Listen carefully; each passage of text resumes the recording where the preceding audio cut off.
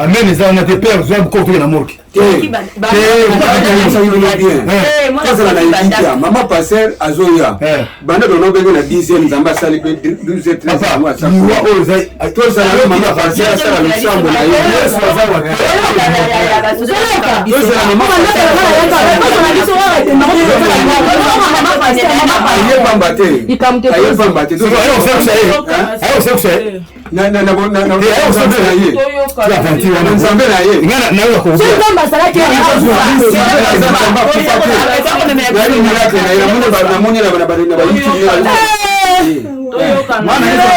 na contrôle ya nyoso Nzambe ayebi moment opportun oyo asalaka ba programme na ye nga la prophétesse Sarah na biki sarate et non na sekusaka te eza Nzambe oyo abenganga na kati ya ministère aza capable ko biki sa Mireille na kati ya séjour de mort parce que au moment merci cher Saint-Esprit au moment où je suis en train de parler nazo mona ndako na bino mais nazo mona ngo zamba et zamba ngo nazo mona na ba quoi je demande à Dieu pourquoi Nzamba zo ebisanga eza na esprit de mort oyo zo réclamer ndako oyo eza kaka Mireille était même yo papa parce que na tu komona tu ko bela attention et déranger au makasi na tu komona openda malade tu ko beta yo et ko la mwana mais je vous dis Nzambo aza capable le kolo boy ba kunda mwana oyo ba ko na morgue Nzamba ba défi aza capable ko biki sa Mireille na séjour de mort parce que au moment où je suis en train de parler na tout mon esprit ya Mireille na kachanda ko aw esprit ya Mireille eza na kachanda ko et que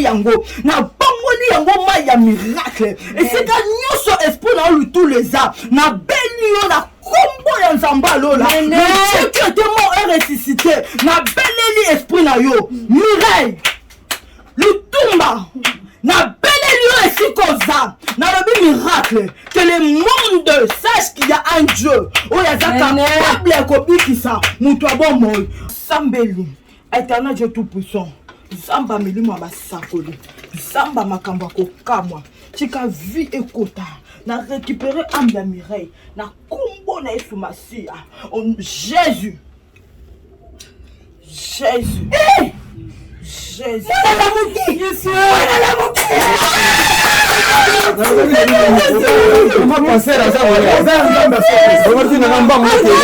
Et voilà, grand merci, mesdames et messieurs, très chers amis téléspectateurs, vous nous captez à travers le monde sur notre chaîne. Merci pour votre fidèle attention. Jérémy Louemba, les Rénats du désert est devant vous. Alors tout à l'heure, nous recevons pour vous une servante de Dieu. Vous la connaissez certainement partout. Maman Sarah est avec nous. Nous allons exploiter plusieurs sujets. Mais je crois que Bobik Nzambe Nabiso, il est le même hier, aujourd'hui et éternellement. C'est du jamais vu, c'est du waouh. Je crois que tout à l'heure, nous serons tous heureux. Maman Sarah est notre invitée. Bonsoir et bonne année, maman. Bonne année, papa. Le mot bonsoir. Bonio. Nazabien, na mon nom est Kalana Sepeli Mingi. Merci beaucoup, papa. Alors, avant toute chose, tu vas prier.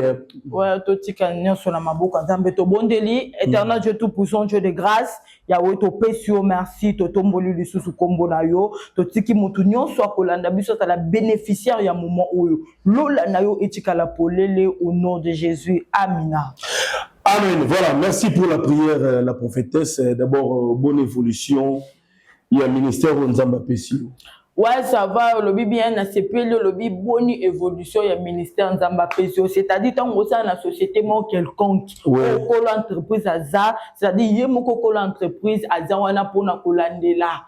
et puis pour nous soutenir bateau bazo travailler pembeni, c'est-à-dire kolo azo accompagner biso, kolo azo pesa biso lisusu makasi pe pifo ya kotelema liboso ya bana na Nzambe.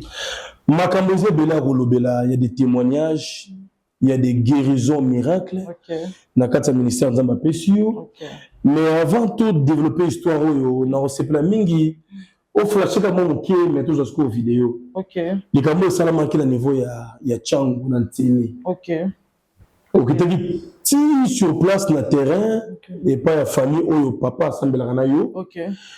Dossier à moi na bonga belaki, moi na koufi mais au comment qui sur le lieu après prière Nzamba s'est manifesté qui. Amen. Les camerounais en quelques minutes avant tout signe la vidéo ko lo bani. Ouais, merci beaucoup papa Lembo pour la parole. Ya boso na lobaka Nzambe na biso a échouaka te. Et ya mibale na lobaka pesa elika na yo pa ya Nzambe parce que Nzamba tikala kana nyonga mutu te. Car la Bible me dit toute personne a lukara Nzambe, Nzamba mimoni saka. Ya liboso ba témoignage eza tellement ebelé ya kosakana te, mais Nzambe azo permettre biso sur a maison ba to bala na po edifiaka ba o bazana même ka ba tamboli partout ba solution te pona koloba que non solution ezalaka soki kune simba kite mekanta ma prophétesse Sarah ko simba pona question otuninga ya liboso. Merci pour la parole papa aza moko ya bana o na landa na sambela kana bango balandaka maman Sarah tozala kana bango et chose étonnante na tikala kokoma na ndaku ya papa te. Voilà na yebi ndaku ya papa te na koma te mais papa vient la kaba prière maman Sarah azalaki na petite fillette na ye moko azalaki sérieusement malade. Elle a biloko mosusu esengaka fo mosala Nzambe akita sur le terrain. C'est ce que Dieu m'a appris parce que même quand je suis retourné à la maison dans l'Elaki, j'avais vraiment pleuré. Pourquoi? Parce que soki nazalaki toujours empêché soki toujours na lobaki na kokende mais moi na wana le loba kundiye or ezalaki nanu temps ya mwana wana te parce que bato belé bazo kunda bango le loba bazo kufa le loba bazo bungisa biloko belé sans le savoir or eza bangonga la bango te. Alors il faut toujours koye muto to na maman Sarah ngonga eza ndenge nini loko nie ko la eza ngonga la bango te. Il faut chercher un homme de Dieu, c'est-à-dire quand tu cherches la prophétesse Sarah na problème au commis na la souka et à cela qu'on va invoquer le Dieu de la prophétesse Sarah et Nzamba ko révéler biso et j'étais arrivé sur le lieu et ndeyo moko tukoloba na kuta ki déjà moi là parce que moi nazala ki même tient hôpital na zo temps ya kokoma na hôpital te j'ai prié seulement au téléphone mais na tikala ki ko zo attenter et le côté puis na mona ki pe le côté même tu ba ko la prophétesse ndenge no mona ki te ke loué zoya ndenge no ça Dieu nous cache d'autres choses pour la gloire na et se manifester na zala ki vraiment attendre na likanisi ya loi mwana wana te et j'étais étonné. Nzambe asali bikamwa o asalaki et na komaki sur place et le jour là je vous dis papa Lembo quand le papa m'a appelé en disant que non maman Sarah ma bimisi biso na hôpital maman Sarah ba lobi malade ya moi nezo mona na te moi na komi grave. Je me suis dit, Nzambe otiki biso pourquoi? Là, c'est moi la prophétesse Sarah qui avait dit ça. Parce que c'est un papa qui était vraiment fidèle dans la présence de Dieu. Elle a bablé, il faut qu'on rappelle à Nzambe, ma belle-fille. Il faut faire. Tant que ça, la bola, mon akati à église. Bah, offrande de gangaka. Bah, hôtel et gangaka. Moi, j'ai rappelé à Dieu pour la papa wana. Peut-être papa wana, qui sous la mécanicité, que non, bon, ça, là, qui a sommet que l'eau comme en église. Tellement ma condition c'est comment que pas moi mais moi la prophétesse j'ai le temps ya ko ebisa Nzambe papa wana salela kiyoboye papa wana salela kiyoboye papa puis la Bible me dit toko kufa avant batana bisoté c'est-à-dire toko mika mwana wana azamuke ba msuba ba maman sera ba bébé ko tu bazo kufa ba bébé loko. Mais justement moi na wana âge ni na peu près l'enfant avait azaki na ba 13 ans 14 ans si je me trompe pas. Oui, tant au salut fort, malgré les embouteillages à Kinshasa. Malgré les embouteillages, et puis je vous dis, j'étais culpabilisée. Je ne sais pas pourquoi, non, Nazala Bomoté. Nazala qui vraiment dérangé. Et moi, quand je suis retournée à la maison, on au bon de la Dieu, maintenant, commence à me parler. Sauf qu'il y a quitté moi, on a Narakufa. Parce que quand on a commis à venir, je vous dis, c'était scandale. Trouble déjà. Trouble, dans quartier, on dirait mon peuplement, quoi. Et là, tu vas dans le quartier. Na ko tu ba quartier mutu na ndaku corps ya bango te ba zo obligé corps et kende na mort. Dès moi, ça conflit. Donc, tout ça. La papa dit, pardon, excusez-moi, le papa a dit, jamais Nazo c'est la prophétesse. Ça n'a mis ceux qui assurent soit la personne qui est wap. Parce que ce n'est pas la première fois à Benganga. Yes. Ce n'est pas la première fois, ce n'est pas la deuxième fois Benganga de Solaka. Alors, maman prophétesse, c'est comment qui la domicile et la famille. Voilà. Au Koutika, nous avons déjà on a mona na mbetu balalisi na kiti voilà na kiti na salon batu batelemi bazo à perdre vie na ye azo pe maté aza invité déjà parti mais par l'assurance Jésus-Christ au sali prière m'a échangé et là comment on a sepelé que papa le mot c'était quoi quand je suis rentré à la maison l'esprit de l'enfant était encore à la maison. Ah, l'esprit de l'enfant était encore sur le lieu. Et Dieu m'a convaincu et j'ai été confirmé et j'avais la foi. Na kondima ya papa ya mwana. Mais ça l'était mwana na à la muka. Voilà, c'était juste une brève histoire de condenser un mot pour que vous compreniez. Alors c'est important. Nos vidéos pour que tout lié l'utile à l'agréable est très important. Regardons ça et puis on va s'y retrouver juste après pour les détails. Bonjour, bonjour, shalom. Merci maman passer Benzamba sali maman passer et maman passer place à fin.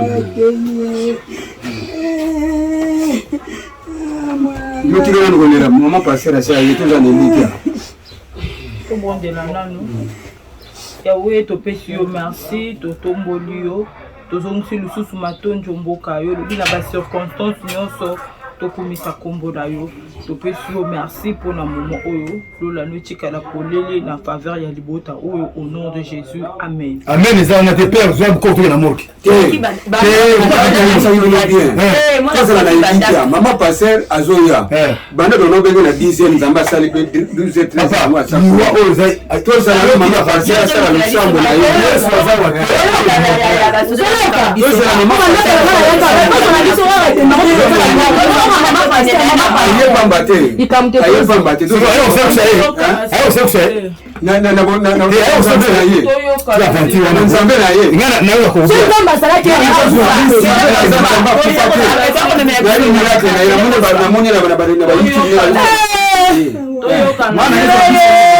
Toyokana c'est maman madame zana comité elo ni salami papa mona 4e jour yango yo tokena à l'hôpital mais traitement zupe kubika malunga ezali te kaka leona ba 10 heures to kanisa tokende na et pas ba chinois lisusu po tokena ba l'hôpital à pamba ya mike tokende na ba chinois et azongisi molimo mais bango bazo bana tokende na morgue mbala mon habité kasi yo benga kinga na tongo na benga déjà maman passer boto za maman passer abia zoya benga kinga ya azalaki na bomo ito déjà azalaki jana bomoi kaka na ba 10 heures 11 heures onde to monika pe on a moni pe ba appel manqué na bino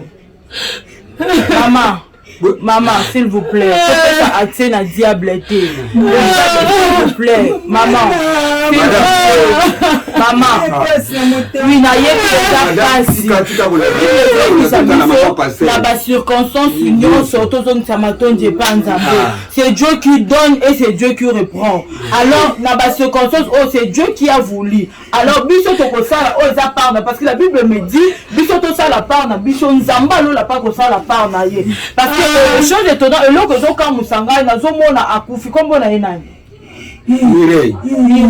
Nazomona Mireille maman yokangai to pesa accès na diableté s'il vous plaît. Na ye et ngai na yaka na banda ko batu pamba te. Et ton papa a insisté au loba benga na yambaka te. Obi singa mwana za gravement malade yaka. Na tiki ba programme nyonso na na ba tout fona ça na bango ba service. Ba prière mais je n'ai pas compris l'esprit de Dieu m'a dit de venir. Yango moninga na kati ba programme nyonso na ye. Kokunda yete. Bezana contrôle ya nyonso. Nzambe ayebi moment opportun oyo asalaka ba programme na ye. Nga la prophétesse Sarah na biki sarate et non na seku sakate. Eza nzambe oyo abenganga na kati ya ministère aza capable ko biki sa Mireille na kati ya séjour de mort parce que au moment merci cher Saint-Esprit. Au moment où je suis en train de parler nazo mona ndako na bino mais nazo mona ngo zamba. Et zamba ngo nazo mona na ba quoi. Je demande à Dieu pourquoi nzamba zo ebisanga. Eza na esprit de mort oyo zo réclamer ndako oyo. Eza ka caméra était même yo papa parce que na tu komona tu ko bela attention et déranger au makasi.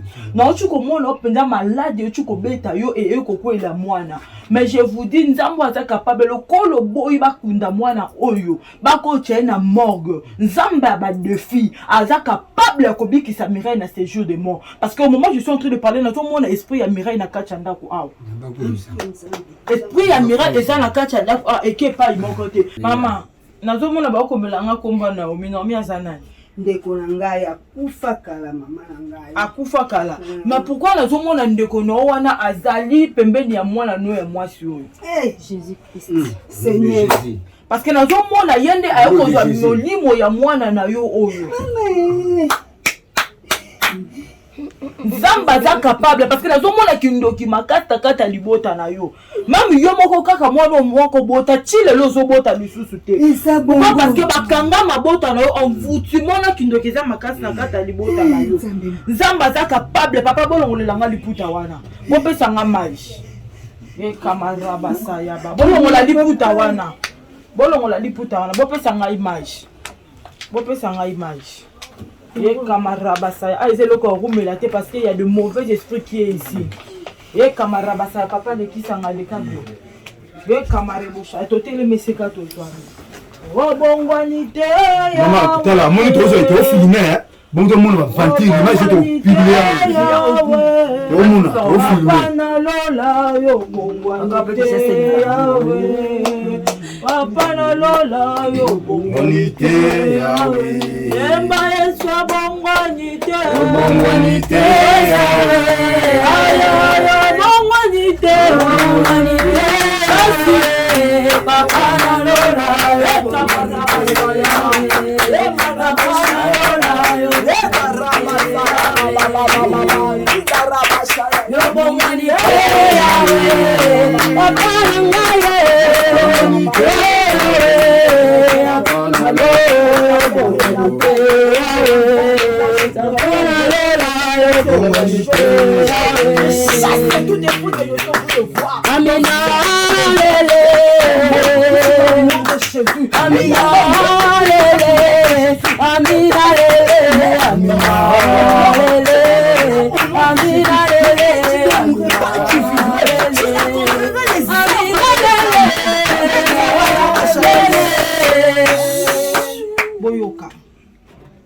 Au moment où on est en train de chanter, merci cher Saint-Esprit, Kamaraba Saya.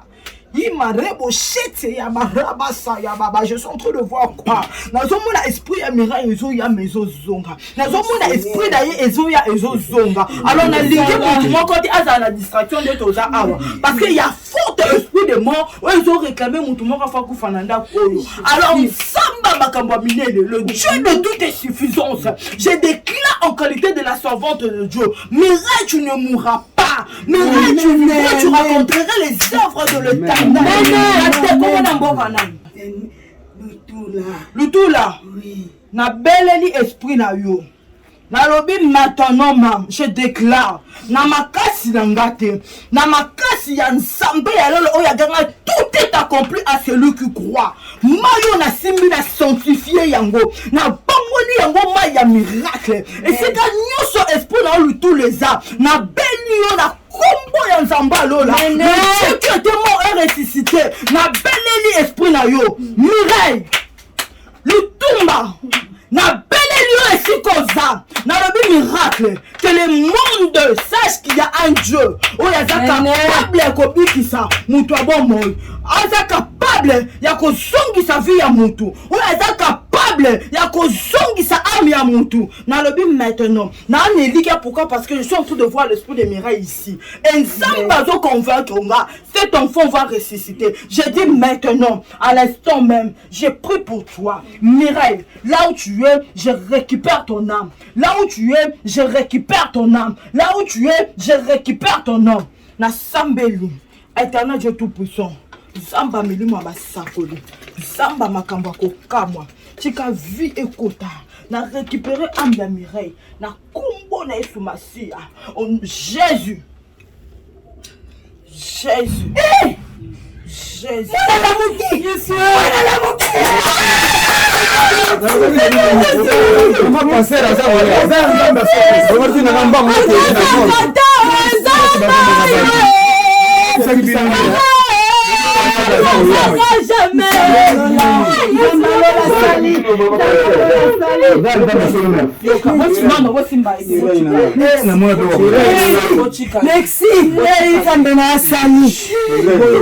nabisaki bino esprit ya mwana okena muteza na ndako même je vous avais dit soki ezalaki kakendaki déjà namonaki ange ya loi awa nangana bisabino boke etike na mort possible lokola esprit na eza na nakati ya ndako oyo ezalaki capable ya kozongisa esprit na puis loi ezalaki loi normale te na maboko ya bato parce que bakomela yo mwana oyo na libota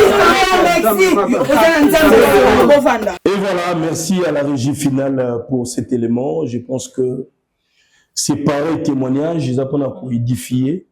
Ça peut aussi vous motiver. Comment est-ce que la famille avait perdu l'espoir? Moi, na koti bopito, batamboli, bagi déjà désespéré. Et jusqu'à ce jour, moi, na penandaku akatine motema kanengezara.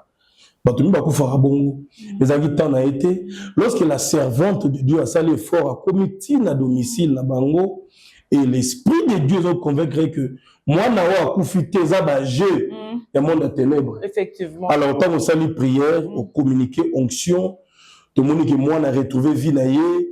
Quel était votre secret maman Sarah? Conviction on zaki dango. Ils avaient dû na ba prière au salaka kondima expérience à musala toleni. Merci beaucoup Nalobaka. Moussala Nzambe zaka l'expérience te. Yes. Moussala Nzambe so côté expérience Moussala Nzambe ko échouer parce que ko lo balobi na sekuisa ki lo lope na ko sekuisa tu vas échouer. C'est-à-dire batu ba ko lapider yo ba ko loba nyonso ko sengeli mais to tika ka juste volonté ya Nzambe et salema. Même ngamo ko tina chaki makolo wana na yeba ki teke ko salema nde salama ki wana. Et chose étonnant ba na quartier ko to ti bazo filmer yango parce que moi j'ai demandé les dimanches. Tu as filmé yango, total soko sakana to relaxer sur internet, boleki si boye boye et koleka na ba YouTube. Oui, au moins j'ai dit à Dieu tala de filles parce que c'est parmi ça ba de filles. Yes. Ba bi tala de filles le monde va croire ndengeni que moi la prophétesse Sarah j'étais sœur. Et ça na ba de filles ya makambo minene ya boza te makambo mke mutabele mutu passe au sambeli pona biki non, on reconnaît Dieu na ba de filles ya minene bon. C'est-à-dire mutabanda ko mona te tu imposes le main sur la personne et la personne voit. Mutabanda ko lobate ou lo sambeli pona mutu mutu alobi. Et Dieu était vraiment au rendez-vous. Et l'esprit de l'enfant était encore là. Oui. Il y a un mot émotivant qui engage. J'ai même dit à la famille, cet enfant, je suis sûr et certain en Kozonga. Malgré que je faisais ça, en moi, j'avais la peur. Oui, tant qu'humain. Hein? J'avais la peur. Malgré que je faisais tout ça, j'avais vraiment la peur. Mais la ligne qui s'est manifestant devant tout le monde. Ah, bravo, bravo. Na banda qui j'ai géré ça parce que tout le monde a tout mis sous le colon na zo linga ye batalaka papa junda mbalo pamba pesi prophétesse. Oh, bravo, bravo, bravo à Dieu. Pambola papa et Kazali. Amen. L'enfant est là à koya ko témoigner. Oui, ba koya na mwana à ko témoigner nzambe asali nzamba kangolaka kaka teme a sekuisa kapé. Et c'est la prophétesse Sarah Alinga qui a annoncé Kolanda émission édifié pour un problème. Allez, tout est dit, mesdames et messieurs, vous nous captez de partout à travers le monde. Je pense que les Camerounais aux Anango, rien n'est impossible à Dieu. Amen, tout est cas compliqué, cas difficile pendant mes arrêtés. Voilà, merci beaucoup la prophétesse Sarah pour tous ces détails. Je pense que Bandorumi Baza aussi est là. Mais quel est votre numéro de téléphone et puis le programme nous a prévu Bandeko Baïba. Ouais, mon numéro de téléphone est de plus 243 81 18 22 014. Je répète, plus 243 81 18 22 014. Numéro ya prophétesse Sarah Zawana. Yom tozana posta le kana consultation, délivrance, prophétie. Nzamba sa lo bika moi nzambe asekuisa kokufa ezaka te ke non mutakufa kati motema te. Kokufa mususu ezali musale zo sa susu te mabota ezate musale kufa maladie na nto c'est-à-dire vie non déjà ekufa spirituellement. Benga prophétesse Sarah et annonce Ezali le mango lobby déjà la prophétesse Sarah Azala Lubumbashi. Déjà demain mardi, si je me trompe pas, demain mardi, la prophétesse Sarah à Kozala. Le bar parti à mardi jusqu'à quand aux Lubumbashi? Non, la prophétesse Sarah Lubumbashi pour 2 semaines. Pour 2 semaines. Pour 2 semaines, plus ou moins 2 semaines. Déjà mardi na Kozala na kati ya Lubumbashi. Déjà yom tozoka okuta na prophétesse Sarah ou les kana consultation prophétique, autant on a besoin les kana délivrance okuta na prophétesse Sarah, occasion et pesami na batoto à Lubumbashi. Bon il y a tellement ebele maman papa zoa bana bon les kana consultation déjà lola eza polele na bengi bino bo ya povi na bino pe et c'est quoi et le mot ensemble. Allez, merci beaucoup, Maman Sarah. Je pense que le programme a déjà donné. Nous allons Lubumbashi pour 2 semaines. Donc, prophétie, guérison miracle, consultation prophétique aussi. Profitez, n'abattant où est-ce que vous allez, bien, bata Colosie à Lubumbashi, bana likasi bois Lubumbashi, vous avez un peu, Katanga. Lubumbashi a déjà tombé, merci. Et puis, merci beaucoup, papa. Bon voyage. Merci beaucoup, papa. Allez, on est ensemble. Que Dieu vous bénisse. C'était Jérémy Lemba, les renards du désert. Merci beaucoup. Amen, les on a des pères, ils ont compris la mort. Maman passer à Zoya. Bande de nos bébés, la 10e, Zamba Sali, 12 13 mois. Ça toi, ça la maman passer à ça, la chambre.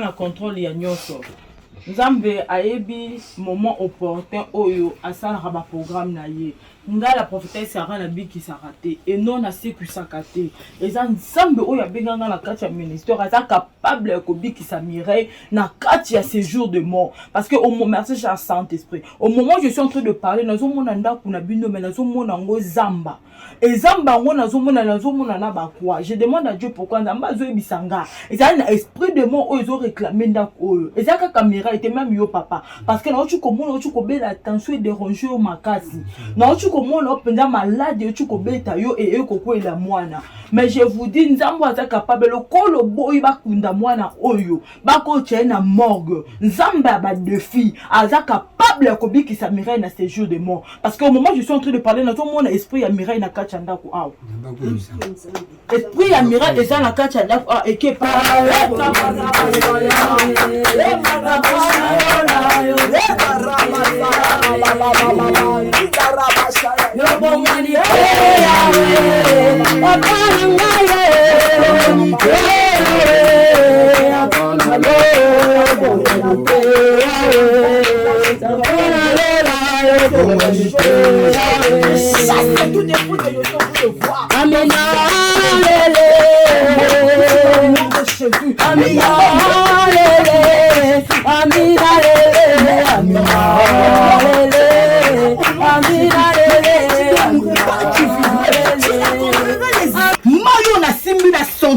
yango na bangoli yango maya miracle et c'est un nyoso esprit na lu tous les ans na benio na kombo ya Nzamba lola Dieu qui était mort et ressuscité na beleli esprit na yo Mireille lutumba na beleli yo esikoza na lobi miracle que le monde sache qu'il y a un Dieu oya za capable ya kobikisa mutu abomo sambeli éternel Dieu tout puissant Zamba milimo basakoli Zamba makambo kokamwa tika vie ekota na récupérer âme ya Mireille na kombo na Yesu Masia Jésus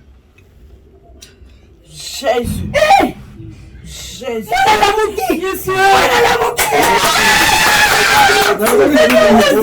Comment penser à ça?